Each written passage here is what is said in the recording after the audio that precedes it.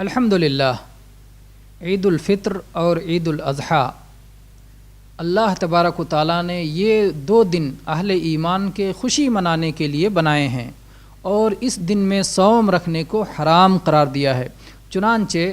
متفق علیہ حدیث ہے، ابو سعید خدری رضی اللہ عنہ سے مروی ہے کہ نبی کریم صلی اللہ علیہ وسلم نے فرمایا، انہاکم عن صیام یومین الفطر والاضحیٰ، میں تمہیں 2 دن صوم رکھنے سے منع کرتا ہوں، ایک عید الفطر والے دن جو رمضان کے بعد کی عید ہے اور ایک عید الاضحیٰ جو حج کے بعد کی عید ہے، عرفہ کے بعد کی عید ہے۔ تو ان 2 دنوں میں صوم رکھنے سے اللہ کے نبی کریم صلی اللہ علیہ وسلم نے منع فرمایا ہے۔ یہی معاملہ ایام تشریق کا بھی ہے، یعنی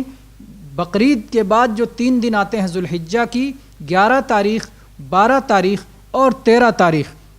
اس سلسلے میں صحیح مسلم میں نبیشہ الحذلی رضی اللہ عنہا سے مروی ہے کہ نبی کریم صلی اللہ علیہ وسلم نے ارشاد فرمایا، ایام التشریق ایام اکل و شرب و ذکر للہ تعالی، کہ ایام تشریق یہ کھانے کے دن ہیں، یہ پینے کے دن ہیں، یہ اللہ کی یاد کے دن ہیں، اس میں صوم رکھنا ممنوع ہے۔ اسی طرح سے عائشہ رضی اللہ عنہا کی حدیث جو صحیح بخاری میں مروی ہے، آپ فرماتی ہیں، لم یرخص فی ایام التشریق ان یصمن الا لمن لم یجد الہدی، کہ کوئی بھی شخص ایام تشریق میں صوم رکھنے کی رخصت نہیں پاتا، کسی کو رخصت نہیں دیا گیا، کسی کو اجازت نہیں دی گئی کہ وہ ایام تشریق میں صوم رکھے، سوائے اس شخص کے جسے قربانی میسر نہ ہو، اور قربانی میسر نہ ہونے کی صورت میں اسے 10 دن صوم رکھنا ہو، 3 دن ایام حج میں اور 7 دن واپس ہو کر کے، تو ایسے شخص کو اجازت ہے